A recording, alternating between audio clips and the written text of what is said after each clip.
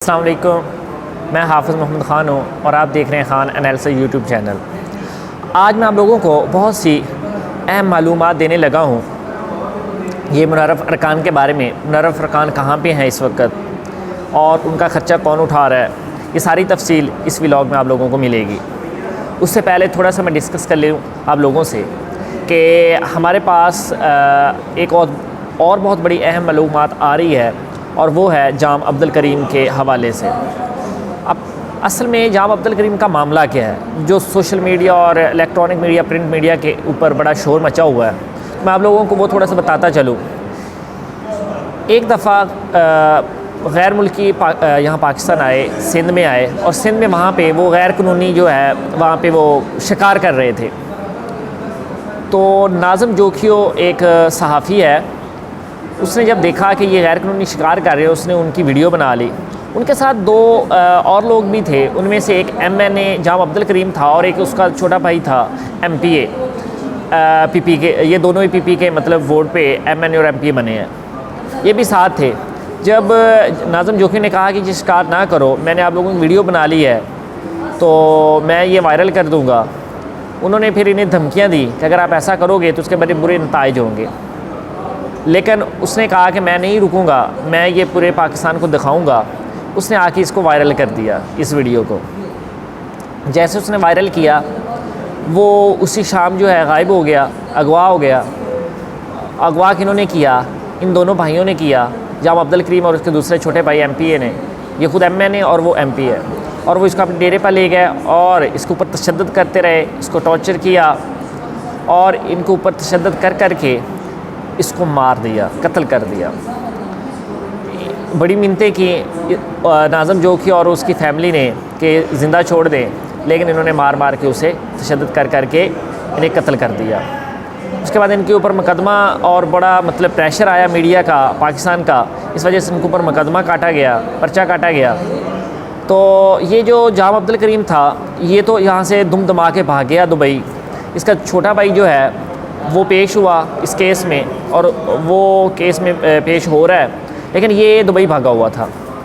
अब बड़े अफसोस की बात है कि वोटिंग के लिए PP ने से एक कातिल को भी बुला लिया है दुबई से पाकिस्तान, और यहाँ आकर सिंध हाई कोर्ट से इन्हें थोड़ी बहुत राहत मिल चुकी है, ज़मानत मिल चुकी है 8-10 दिन के लिए। मतलब इसने जो है हिफाजत में मतलब इसने अपनी वोटिंग के लिए थोड़ा सा टाइम मांग लिया है, 8-10 प्रोटेक्टिव हो गया है। लेकिन गवर्नर सिंध ने कहा है IG सिंध पुलिस को कि आप ऐसा करें कि इसे गिरफ़्तार करें, लेकिन वो गिरफ़्तार नहीं उसने किया, वो घर में बैठा हुआ है। तो इस पर गवर्नर ने भी कहा है कि आप IG जो हैं वो सिंध के हैं, आप सिंध पुलिस के हैं, आवाम के हैं, ना कि आप जरदारी के ऊपर मानने के हैं। आप जो करेंगे वो आवाम के लिए करेंगे, लेकिन आप उसे एक कातिल को गिरफ़्तार क्यों नहीं कर रहे? वो एक कत्ल के मामले में नामज़द है, लेकिन उसने गिरफ़्तार नहीं किया। लेकिन आप लोगों को एक और बात बताता चलूँ, आज शेख रशीद ने प्रेस कॉन्फ्रेंस किया है और उसने साफ अल्फाज में कह दिया है कि जैसे वो इस्लामाबाद में इंटर होगा तो हम उसे गिरफ़्तार कर लेंगे और गिरफ़्तार करके हम सिंध पुलिस के हवाले कर देंगे, क्योंकि वो एक कत्ल के मामले के अंदर नामज़द है।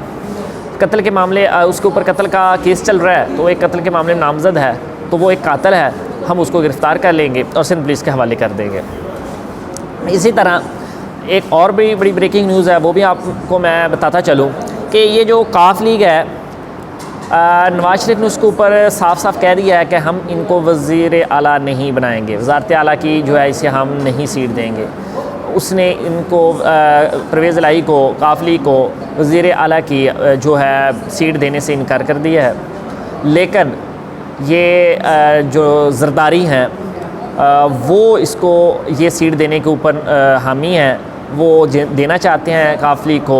वो कहते हैं, उनका कहना है कि जब तक हम इत्तेहादियों को कुछ देंगे नहीं तो ये हमारे साथ क्यों आएंगे, तो हम ऐसा करते हैं कि इनको वज़ीर आला बना देते हैं काफ लीग को और इसकी सारी सीटें जो हैं वो ले लेते हैं। लेकिन नवाज शरीफ ने कहा है कि जैसे अतमीबाद कामयाब हो जाएगी उसके बाद पंजाब के अंदर तख्ता उल्टना और हुकूमत के ऊपर अदमन लाना और कामयाब कराना ईजी हो जाएगा। इस वजह से हम आराम से अपना बना लेंगे वज़ीर आला, हमें ज़रूरत नहीं है काफ लीग की। तो ये भी एक बड़ी ब्रेकिंग न्यूज़ है। चलें जी, अब हम चलते हैं उस न्यूज़ की जानिब जिसका मैंने अभी हवाला दिया था कि एक बड़ी मुनव्वर फरकान के हवाले से मैं आप लोगों को इन्फॉर्मेशन देने लगा हूँ अंदर की, तो वो सुने ज़रा क्या है। 18 मार्च को सिंध हाउस के अंदर जब कुछ अरकान ने हमला किया, कुछ अरकान ने वहाँ जाकर एहतजाज किया, एक दरवाज़ा भी तोड़ दिया, तो उस वक़्त फिर वो जो है उन्होंने पीपी वालों ने सोचा कि यहाँ जो मुनव्वर फरकान हमने रखे हुए हैं तो ये हमने सिंध में रखे हुए हैं, तो सिंध कार्ड खेला जा रहा है यहाँ पे, हम ऐसा करें कि इन्हें ना किसी होटल में शिफ्ट कर दें। तो फिर उन्होंने एक बंदे को बुलाया।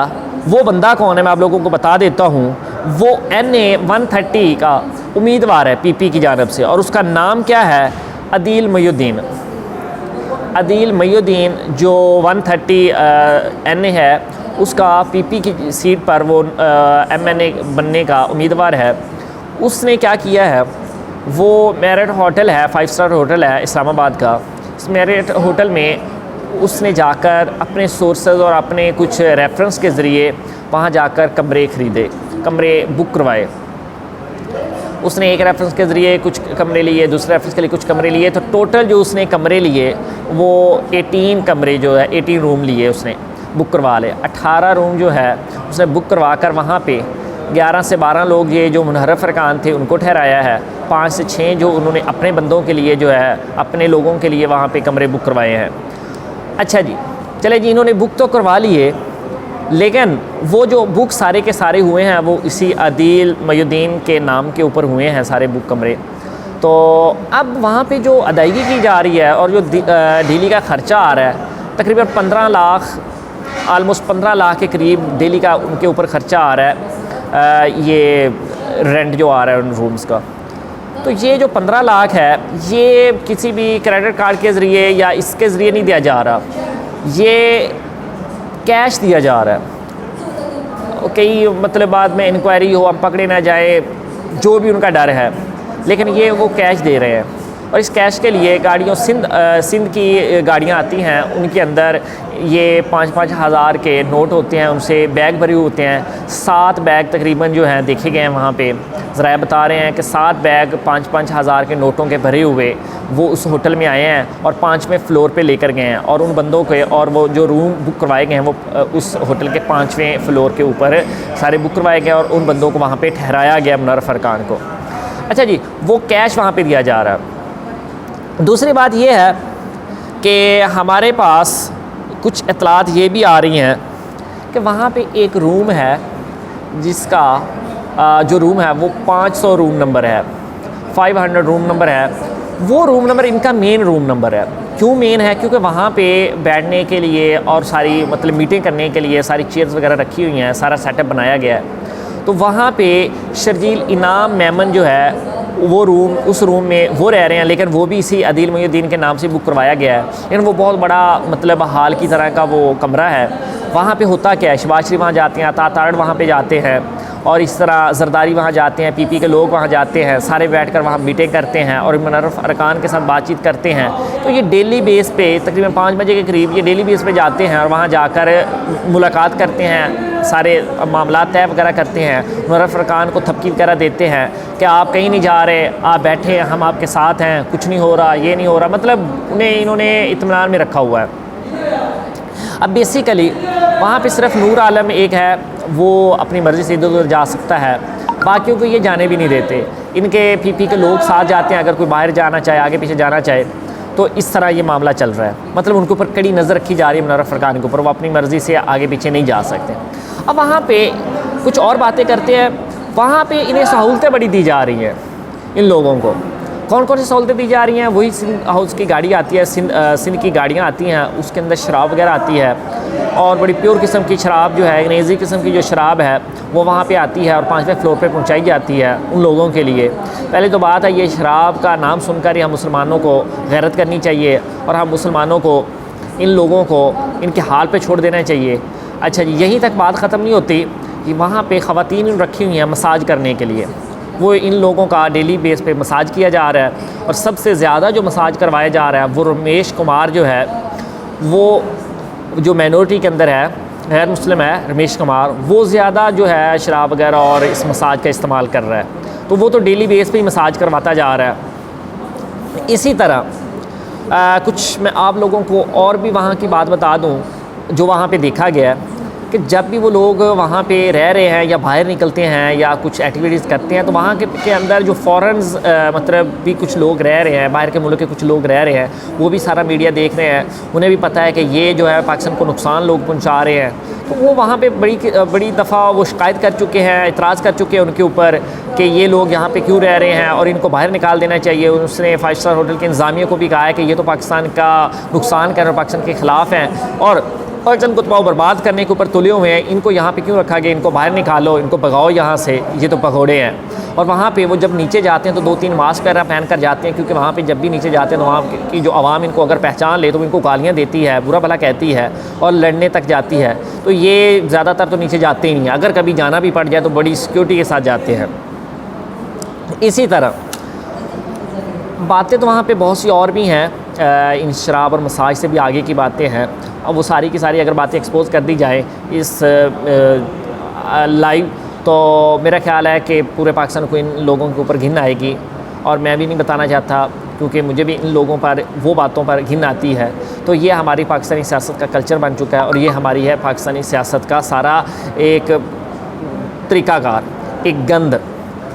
ये जो लोटे किस्म के हैं, ये शराबें पी रहे हैं, मसाज करवा रहे हैं, वहाँ पे गैर कानूनी पैसा सिंध का लग रहा है वहाँ पे, और ये वहाँ पे इंजॉय कर रहे हैं। और पाकिस्तान जो है सारे का सारा, पाकिस्तान की बदनामी अलग से हो रही है।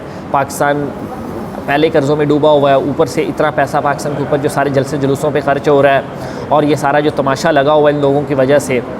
तो अब पाकिस्तानियों और मुसलमानों, अब इन लोगों का आप खुद ही एहतसाब कर लें।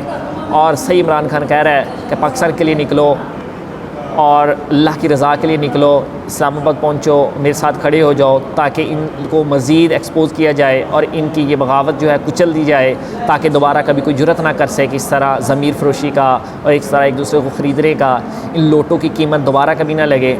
तो इसलिए हम सबको इमरान खान के साथ खड़ा होना चाहिए अल्लाह की रज़ा के लिए, अल्लाह के कुरान के मुताबिक। अल्लाह ताला हम सब का हामी नासिर हो। अपना और अपने इस चैनल का ख्याल रखें। अल्लाह हाफ़िज़।